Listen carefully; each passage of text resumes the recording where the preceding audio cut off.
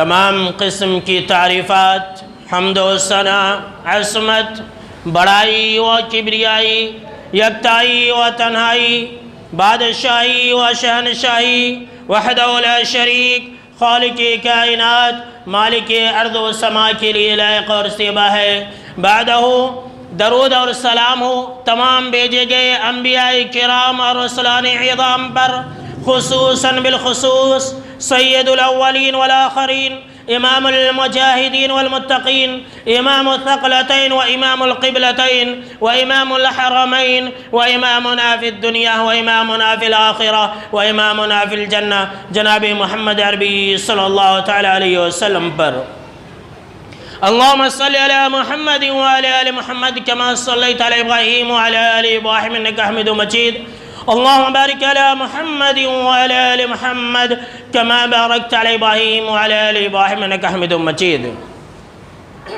محترم بزرگوں، نوجوانوں، عزیز ساتھیوں اور خواتین اسلام، جیسا کہ ہم اور آپ جانتے ہیں کہ بقرعید سے پہلے یہ آخری جمعہ ہے، اور اسی مناسبت سے آج کے خطبہ جمعہ کا موضوع ہے قربانی کے احکام و مسائل۔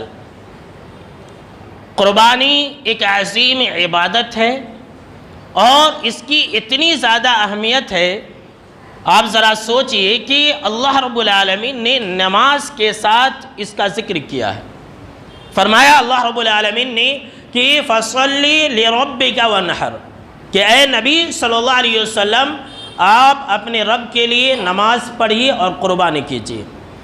دوسری جگہ پر اللہ رب العالمین نے فرمایا کہ قُلْ إِنَّ صَلَاتِي وَنُسُكِي وَمَحْيَايَ وَمَمَاتِي لِلَّهِ رَبِّ الْعَالَمِينَ، کہ اے نبی صلی اللہ علیہ وسلم آپ کہہ دیجئے کہ میری نماز، میری تمام عبادتیں، میری قربانی، میرا جینا، میرا مرنا، یہ سب کچھ اللہ رب العالمین ہی کے لیے ہے۔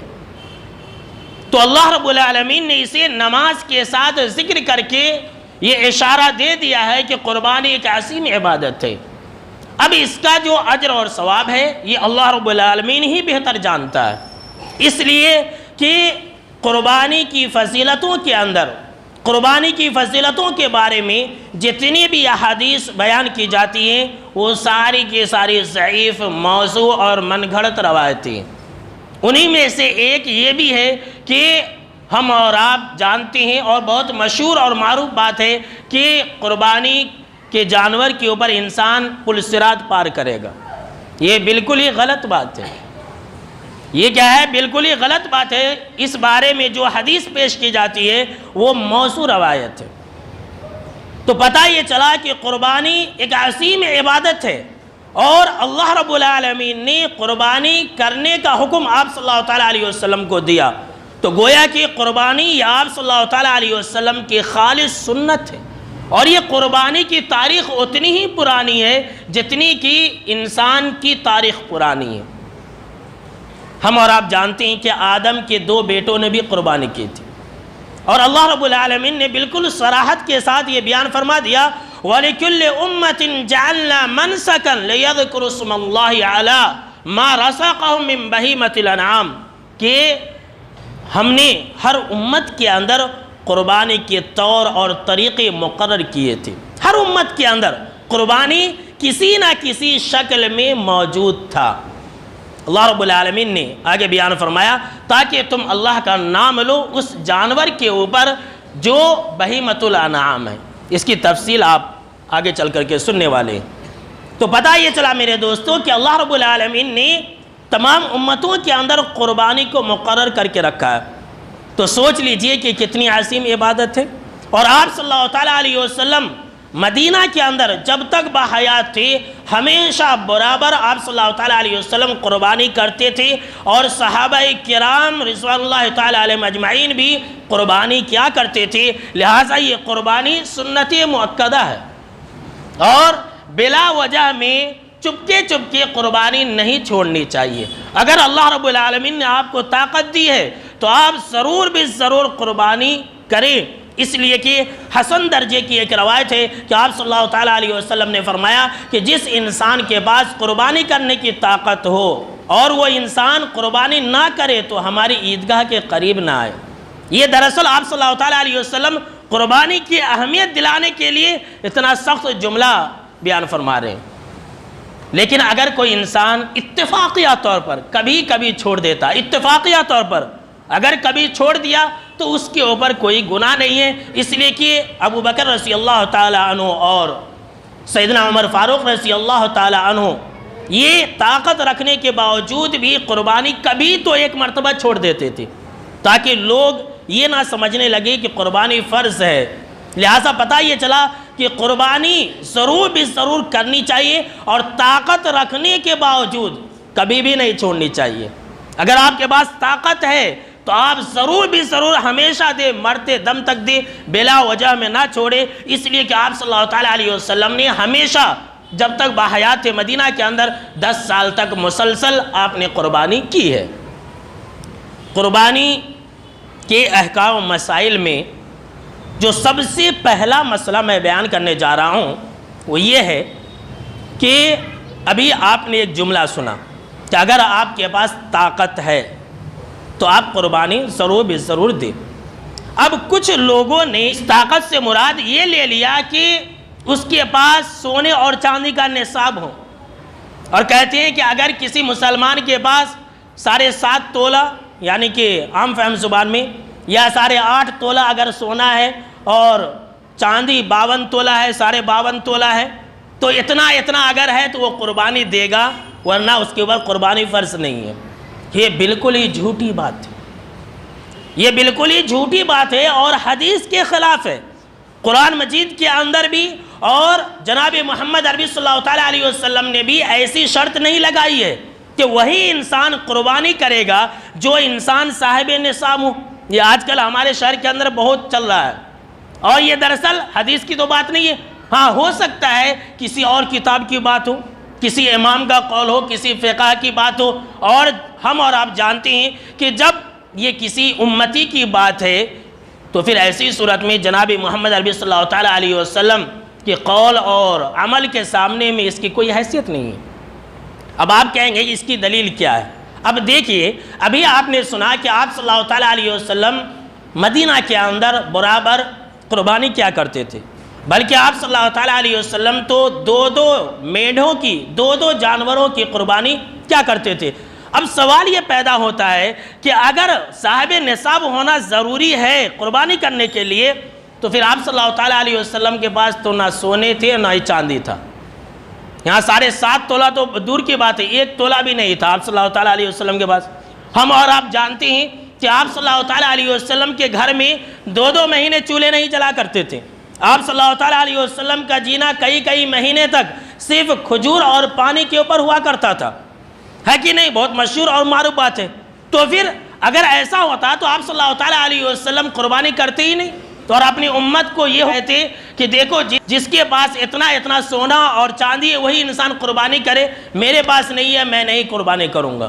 کتنی غلط بات ہے دیکھیے میرے دوستوں۔ لہٰذا یاد رکھ لیجئے کہ ایسی کوئی شرط نہیں ہے۔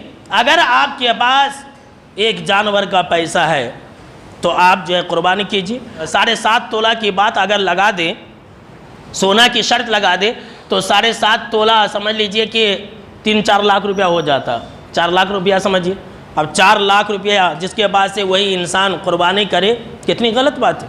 تو قربانی جیسی عظیم عبادت کو مٹانا ہے، لہٰذا یاد رکھ لیجئے ایسی کوئی شرط نہیں ہے۔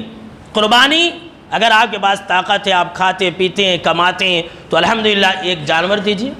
اگر اس کی بھی طاقت نہیں ہے تو الحمدللہ آپ ایک حصہ بھی دے سکتے ہیں، وہ بھی ہے قربانی کا ایک طریقہ ہے۔ قربانی کے طور اور طریقوں میں سے ایک حصہ کا بھی ذریعہ ہے قربانی کا ثواب کمانے کے لیے۔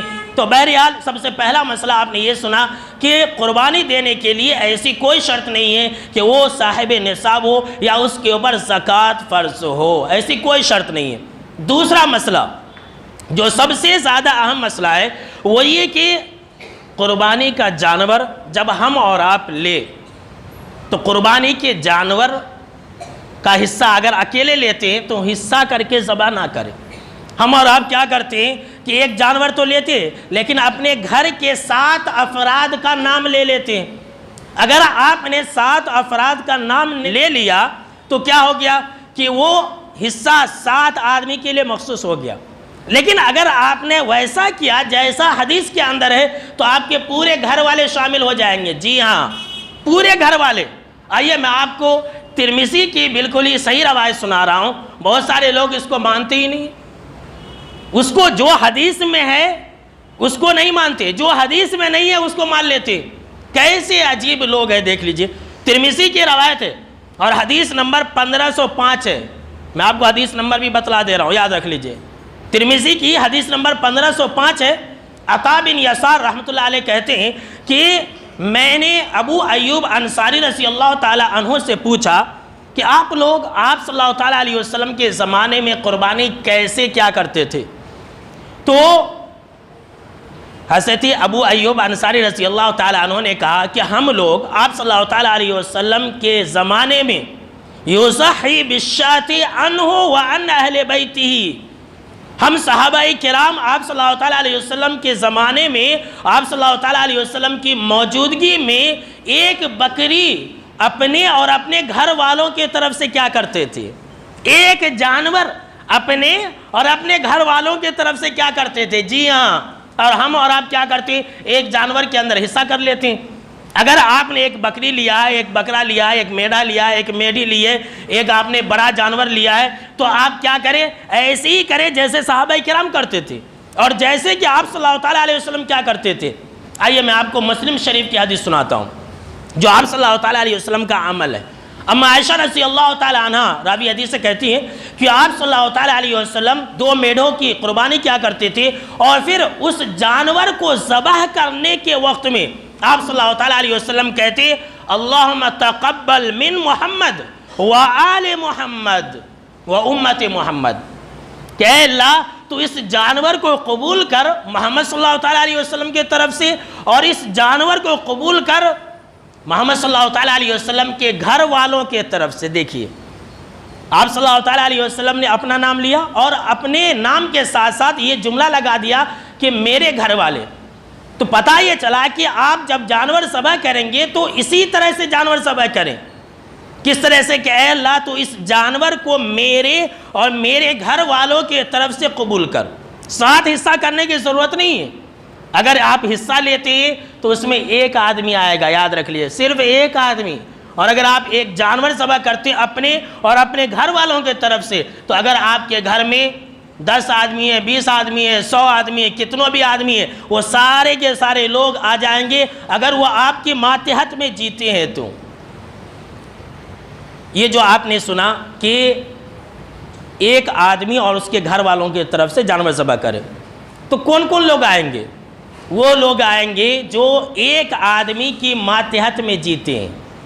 ایک آدمی کے ماتحت میں، یہ نہیں کہ 2 بھائی ہیں الگ الگ جینا ہے سب کا تو وہ کر لیں گے تو ان کی قربانی ہو جائے گی. نہیں، ایک آدمی کی ماتحت میں اگر جیتے ہیں، سمجھ لیجئے کہ ایک جگہ ان کا چولہا ہے، ایک جگہ ان کا چولہا جلتا ہے، تو وہ سارے کے سارے لوگ آ جائیں گے. اور اگر الگ الگ ہیں تو الگ الگ ہی قربانی کرنا ضروری ہے اور قربانی کرنی چاہیے میرے دوستو.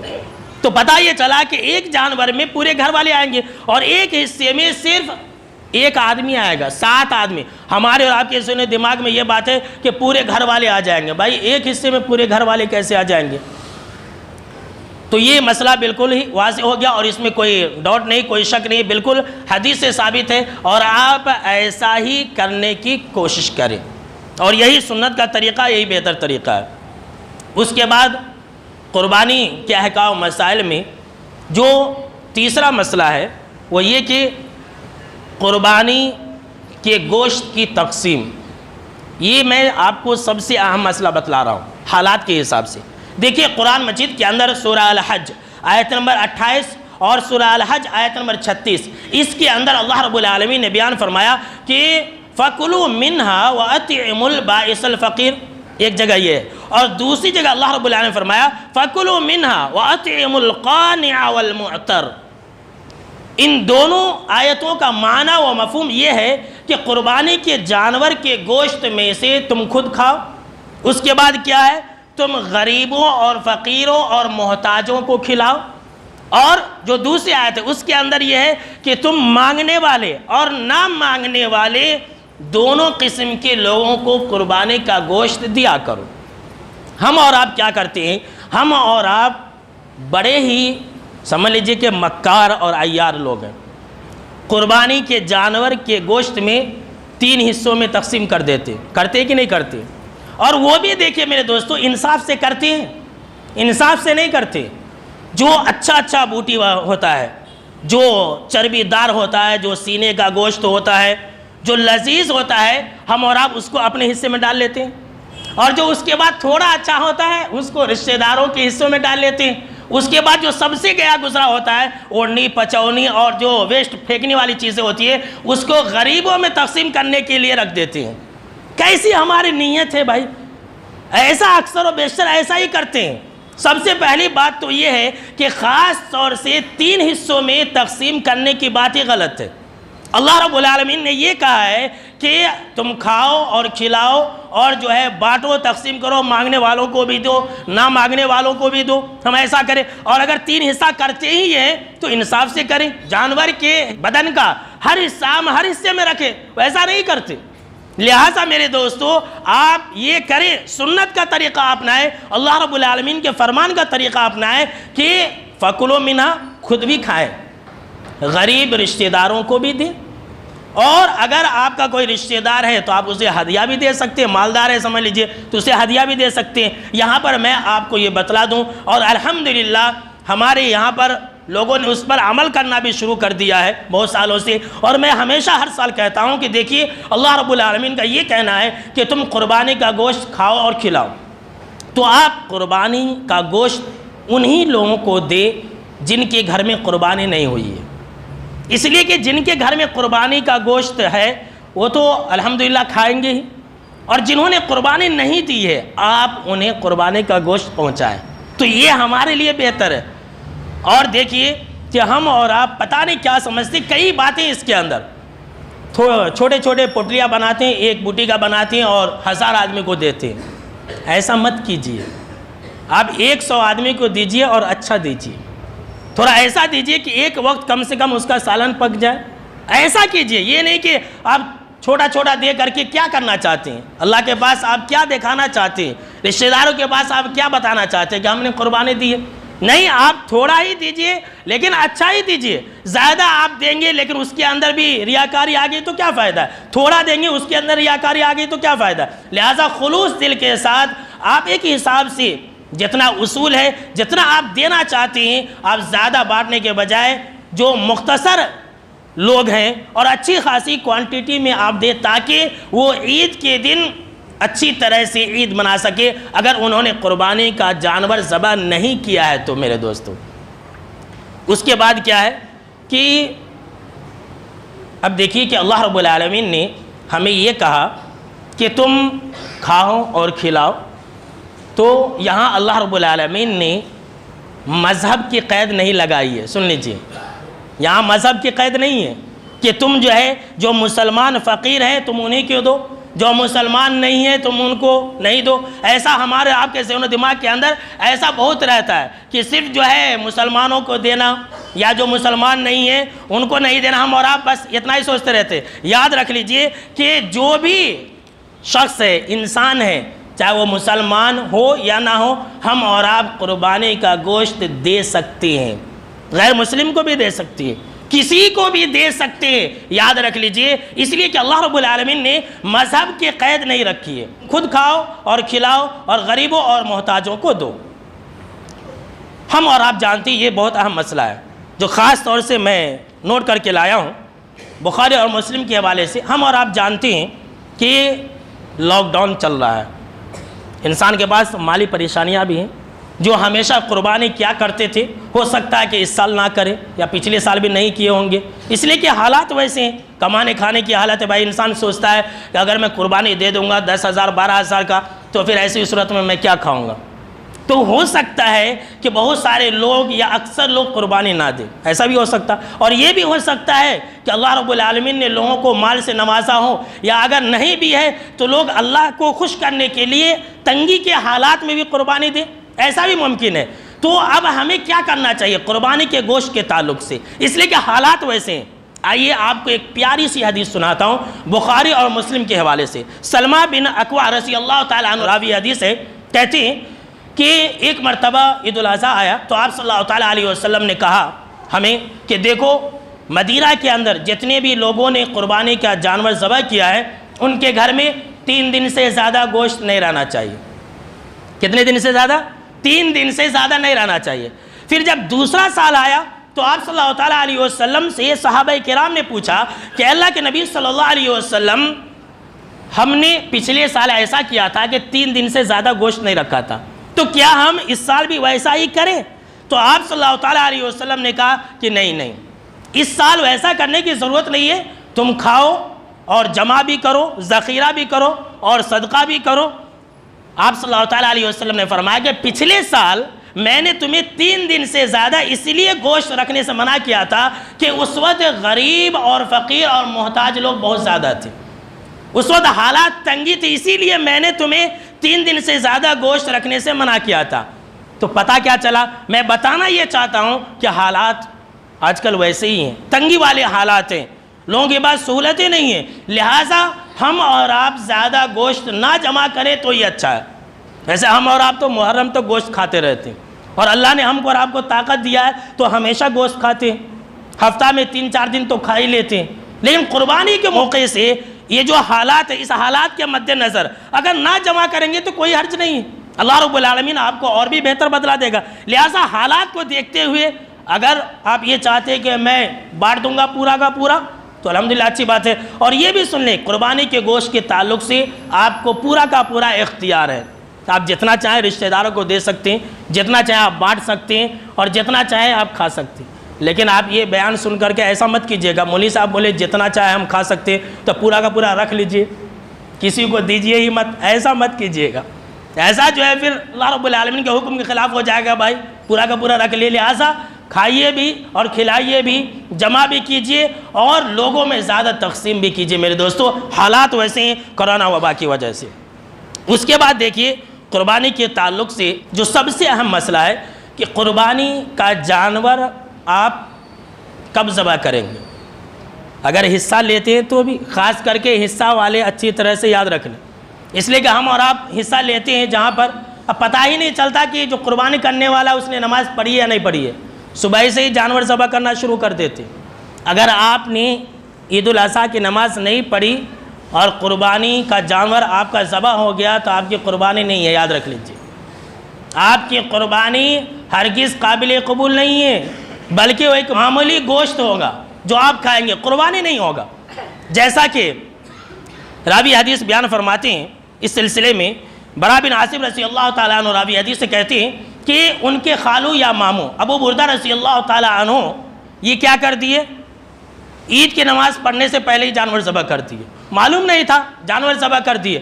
آپ صلی اللہ تعالیٰ علیہ وسلم نے دیکھا تو کہا کہ تمہاری قربانی قابل قبول ہی نہیں، تم نے نماز پڑھی ہی نہیں اور قربانی تم نے کر دی۔ تو آپ صلی اللہ تعالیٰ علیہ وسلم نے انہیں کہا کہ تمہاری قربانی نہیں ہے، تو انہوں نے کہا کہ میں کیا کروں، میرے پاس تو کوئی دوسرا جانور ہی نہیں ہے۔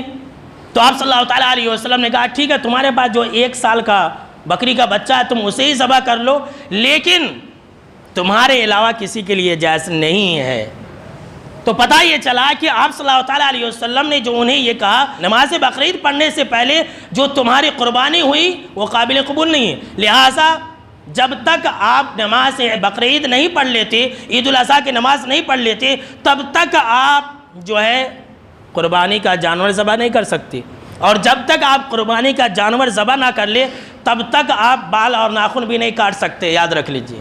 جیسا کہ آپ نے سنا تھا کہ بال اور ناخن نہیں کاٹنا ہے قربانی کرنے والے لوگ، تو اگر آپ مان لیجئے کہ قربانی 10 ذی الحجہ کو نہیں کرتے ہیں، یا سمجھ لیجئے کہ 11 کو کرتے ہیں، 11 کو بھی نہیں کرتے ہیں، 12 کو کرتے ہیں، 13 تاریخ تک بھی آپ لیٹ کرتے ہیں، تو ایسی صورت میں جب تک آپ قربانی کا جانور نہ ذبح کر لیں بال اور ناخن نہیں کاٹ سکتے۔ ہاں جو لوگ قربانی کرنے کا ارادہ نہیں رکھتے ہیں جو قربانی نہیں کرتے وہ لوگ نماز بقرعید کے بعد بال اور ناخن کاٹ سکتے، انہیں بھی ثواب ملے گا، جیسا کہ آپ اس سے پہلے ابو داؤد کے حوالے سے حسن درجے کی روایت سن چکے ہیں کہ آپ صلی اللہ تعالیٰ علیہ وسلم نے فرمایا کہ جو انسان قربانی کرنے کی طاقت نہیں رکھتا ہے اور اس نے قربانی نہیں کی ہے تو عید الاضحیٰ کے دن وہ اپنے بال اور ناخن کاٹ لے، چاہے مرد ہو یا عورت، دونوں کے لیے یہ حکم ہے۔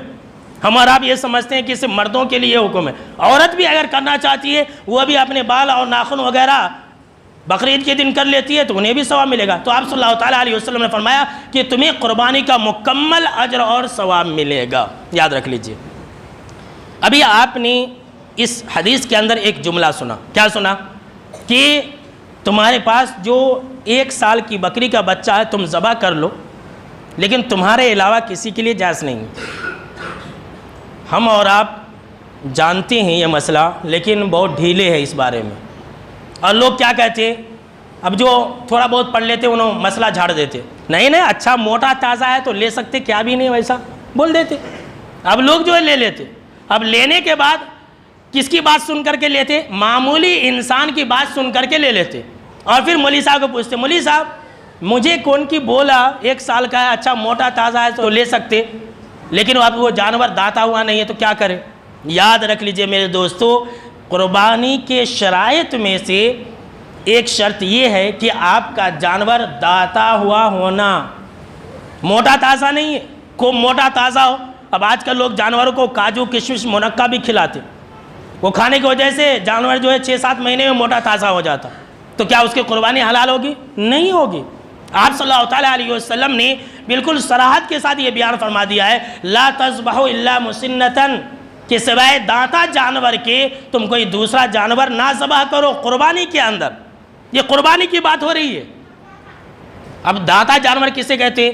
جس جانور کے دودھ کے دانت ٹوٹ کر کے گر جائے اور اس کی جگہ پر 2 چوڑے چوڑے دانت اگر آ جائے تو وہ داتا ہوا جانور ہے، اور یہ جگہ اور حالات کے حساب سے الگ الگ ہوتے۔ کسی علاقے کے اندر 1 سال میں ایسا ہو جاتا ہے جانور کے ساتھ، کسی علاقے کے اندر 1.5 سال میں ایسا ہوتا ہے، کسی علاقے میں 2 سال میں ایسا ہوتا ہے، تو سال کا حساب نہیں ہے، یاد رکھ لیجئے۔ بہت سارے لوگ سال کی بات بھی کہتے ہیں، لیکن جو حدیث کے اندر ہے وہ یہ کہ دانتا ہوا ہونا ضروری ہے۔ اس کے بعد کیا ہے؟ جانور کے اندر جو شرائط میں سے وہ یہ کہ بہیمۃ الانعام میں سے ہونا ضروری ہے۔ اب بہیمۃ الانعام کیا ہے؟ بہیمۃ الانعام یہ کیا ہے؟ 8 جانور ہے، دیکھ لیجئے۔ اللہ رب العالمین نے قرآن مجید کے اندر فرمایا، جو میں نے شروع کے اندر پڑھی تھی، وَلِكُلِّ أُمَّةٍ جَعَلْنَا مَنْسَكًا لِيَذْكُرُوا اسْمَ اللَّهِ عَلَىٰ مَا رَزَقَهُم مِّن بَهِيمَةِ الْأَنْعَامِ، کہ اللہ رب العالمین نے ہر امت کے اندر قربانی کی طور اور طریقے رائج کیے، لہٰذا تم بہیمۃ الانعام والے جانور پر اللہ کا نام لے کر کے ذبح کیا کرو۔ اب بہیمۃ الانعام کیا ہے؟ ذرا غور سے سنیے گا جو میں بتانے جا رہا ہوں، وہ کیا ہے؟ 8 جانور ہے، اونٹ میں سے 2 مذکر اور مؤنث، اس کے بعد بڑے جانور میں سے 2 مذکر اور مؤنث، میں نام نہیں لینا چاہتا ہوں مصلحتاً، آپ سمجھ جائیے۔ اس کے بعد کیا ہے؟ 4 ہو گئے، 2 دمبا بھیڑ میں سے مذکر اور مؤنث 6 ہو گئے، اور 2 بکرا اور بکری میں سے مذکر اور مؤنث 8 یہ جانور ہو گئے۔ اس کے علاوہ جو دوسرے جانور ہے اس میں سے قربانی کرنا جائز نہیں ہے۔ اب اس میں سے بھینس بھی آ گیا تو بھینس کی بھی قربانی جائز نہیں ہے۔ اب یہاں کے لوگ کرتے ہیں، وہاں کے لوگ کرتے ہیں، اب وہ چھوڑ دیجئے۔ جو اللہ رب العالمین نے ہمیں حکم دیا ہے ہم اس کو اپنائیں میرے دوستو۔ اب یہ 8 جو جانور ہیں، اب دیکھیے اللہ رب العالمین نے ان جانوروں کو برابر قرار دیا ہے، لیکن ہم اور آپ کیا کرتے ہیں؟ ہم نے اور آپ نے اپنی چاہت کے لیے، اپنی پسند کے لیے جانوروں میں الگ الگ کوالٹی تیار کر کے رکھے۔ کہتے ہیں یہ جانور میں میل اچھا ہے گوشت کھانے کے لیے، اور یہ کہتے ہیں نہیں یہ جانور میں فیمیل اچھا ہے۔ کرتے کہ نہیں کرتے؟ لہٰذا کیا بہت ساری جگہوں پر ایسا ہوتا ہے کہ میل جانور کو پسند کرتے ہیں، کہتے ہیں فیمیل جانور ہے تو یہ لایا۔ کوئی اگر انسان بکری اگر قربانی دے ہمارے یہاں سماج میں تو بکری لایا لیجئے، یعنی ہم نے اور آپ نے قربانی کو اپنا اسٹیٹس ظاہر کرنے کا ذریعہ بنا لیا ہے۔ نہیں میرے دوستو، بکرا جس طرح سے قربانی کے لیے حلال ہے، بکری بھی اسی طرح سے حلال ہے۔ جس طرح سے بکرا کے لیے عیب سے پاک و صاف ہونا ضروری ہے، بکری کے لیے بھی وہی ضروری ہے۔ اب لوگ جو ہے 40,000 میں بکرا لیں گے لیکن 10,000 کی بکری نہیں لیں گے. ارے کیا ہے میرے دوستو, کیوں ایسا؟ گوشت کھانے کے لیے. ارے میرے دوستو میں نے آپ کو بتلا دیا ہے, گوشت تو ہم ہمیشہ کھاتے رہتے ہیں. ہم اور آپ جانور اللہ کی رضا اور خوشنودی کے لیے ذبح کریں. ہم اور آپ اس جانور ذبح کر کے اللہ کا قرب حاصل کر سکتے ہیں. اس کی کئی حکمتیں انشاءاللہ آپ اگلے خطبہ جمعہ کے اندر اسی بارے میں سنیں گے کہ قربانی کی حکمتیں کیا ہے.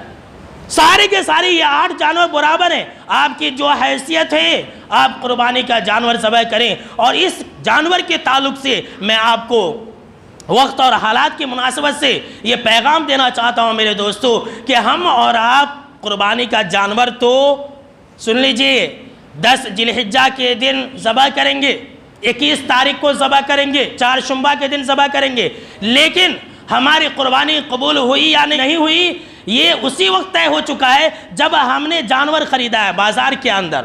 جی ہاں سن لیجئے, اللہ نے قرآن مجید کے اندر کیا بیان فرمایا کہ لَن يَنَالَ اللَّهَ لُحُومُهَا وَلَا دِمَاؤُهَا وَلَكِنْ يَنَالُهُ التَّقْوَىٰ مِنْكُمْ. کہ اے لوگوں تم جو جانور اللہ کے نام پر ذبح کرتے ہو, قربانی دیتے ہو, اس جانور کے گوشت, پوشت اور ہڈیاں اور خون یہ سب اللہ کے یہاں نہیں پہنچتے ہیں.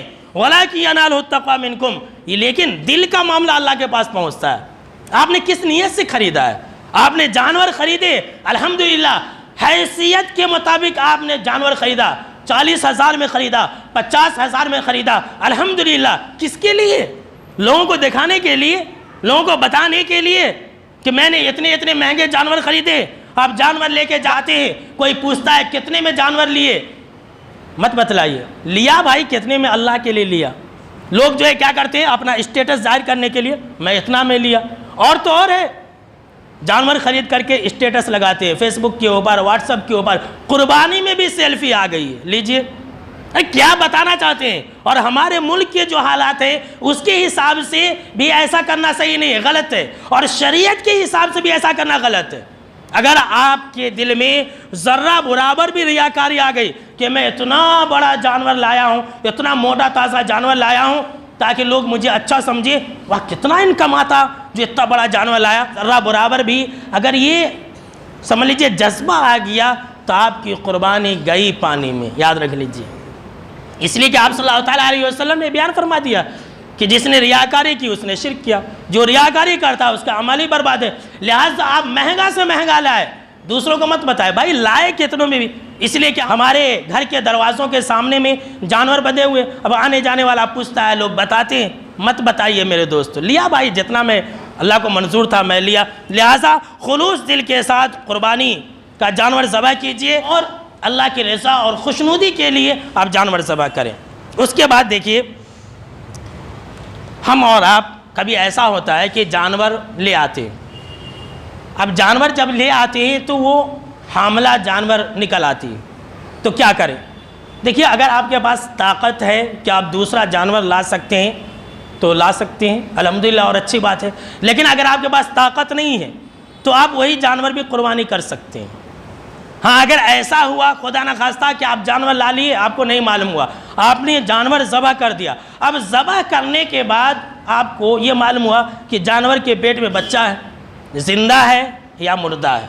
دونوں صورتوں میں ایک ہی حکم ہے. کیا حکم ہے؟ ابو داؤد کی روایت ہے, آپ صلی اللہ علیہ وسلم نے فرمایا بچے کی ماں کا ذبح کرنا یہ بچے کا ذبح کرنا ہے. جی ہاں, کیا ہے کہ اگر آپ نے جانور ذبح کر دیا اور ذبح کرنے کے بعد بچہ نکلا ہے تو آپ نے جو جانور کو ذبح کر دیا یہی اس بچے کا بھی ذبح کرنا. لہٰذا اگر آپ کی پسند ہے تو کھا بھی سکتے ہیں, اور اگر نہیں پسند ہے تو آپ پھینک بھی سکتے ہیں, اور اگر زندہ نکل گیا تو آپ پال بھی سکتے ہیں. آپ کے اختیار میں, آپ جو چاہے کریں, اس سے قربانی خراب نہیں ہوتی ہے. بہت سارے لوگ افسوس کرنے لگ جاتے ہیں. اسی طرح سے قربانی ایک عظیم عبادت ہے, آپ نے سنا. اب کیا حالات ایسے ہیں کہ انسان کے پاس اب پیسے نہیں ہیں, کیا قرض لے کر کے قربانی کیا جا سکتا ہے؟ تو دیکھیں میرے دوستو آج کل قرض کی کئی صورتیں ہیں. جو لین دین کا قرض ہوتا ہے کہ تھوڑا دیے اور تھوڑا لیے, تو ایسی صورت میں ایسی بات نہیں کہ انسان مقروض ہے. اگر ایسی حالات ہے تو آپ قرض لے کر کے قربانی کریں, لیکن آپ کے پاس سرے سے طاقت نہیں ہے. اگر آپ قرض لے کے قربانی کریں گے تو آپ جو ہے پریشانی اور مشقت کے اندر پڑ سکتے ہیں. تو قرض لے کر کے قربانی کرنے کی ضرورت نہیں. اس لیے کہ اگر آپ نے قربانی نہیں کی، طاقت نہیں تھی اس سال، تو کوئی بات نہیں، لیکن اگر آپ نے قرض لے کر کے قربانی کیا اور مر گئے اور قرضہ ادا نہیں کیا تو آپ جنت میں نہیں جائیں گے. سن لیجیے، آپ کی روح اٹک جائے گی. یہ بہت سخت وعید ہے کہ جو انسان قرض رکھ کر کے مر جاتا ہے اس کی بخشش نہیں ہوتی ہے. اور آپ صلی اللہ تعالیٰ علیہ وسلم تو نماز جنازہ بھی نہیں پڑھاتے تھے. تو اگر آپ قرض لے کر کے قربانی کرتے ہیں تو فوراً ادا کر دیں. لیکن حالات ایسے ہیں کہ ہر انسان جانتا ہے اپنے حالات کو، یہ کرونا وبا کی وجہ سے، تو اس کے حساب سے آپ فیصلہ لیں. اگر آپ آج قرض لیتے ہیں اور جس سے آپ نے قرض لیا ہے وہ آپ کو 1 مہینے کا ٹائم دیتا ہے اور آپ کو یقین ہے کہ میں 1 مہینے کے بعد اس کا قرضہ چکا سکتا ہوں، تو الحمدللہ آپ لے کر کے جانور ذبح کر سکتے ہیں، اس میں کوئی حرج کی بات نہیں ہے. اس کے بعد دیکھیے قربانی کی اجرت اور کھال کا مصرف. جس طرح سے قربانی کے گوشت کا مصرف ہے اسی طرح سے کھال کا بھی ہے. آپ کھال چمڑا جو ہے آپ خود استعمال کر سکتے ہیں، کسی کو دے سکتے ہیں، اور جو ہے اسے آپ صدقہ بھی کر سکتے ہیں. آپ نے کھال بیچ دیا اور اس کی قیمت خود نہیں کھانی ہے، یاد رکھ لیجئے. اگر آپ نے چمڑے اور کھال کی قیمت خود استعمال کر لیا تو آپ کی قربانی صحیح نہیں ہوگی، آپ جو ہے گنہگار ہو جائیں گے. آپ وہ صدقہ کر دیں اگر بیچتے ہیں تو.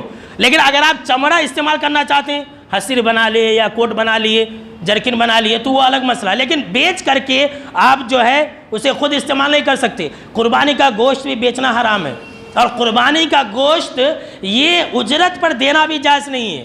جو قصائی ہوتا ہے، جو مزدور ہوتا ہے، آپ اجرت پر نہیں دے سکتے. حضرت علی رضی اللہ تعالیٰ عنہ کو آپ صلی اللہ تعالیٰ علیہ وسلم نے یہ تاکید حکم دیا کہ دیکھو تم جو ہے قربانی کے جانور کی نگہبانی کرنا، اور جو ذبح کرنے والا ہے اسے قربانی کے گوشت میں سے بطور اجرت کچھ نہیں دینا.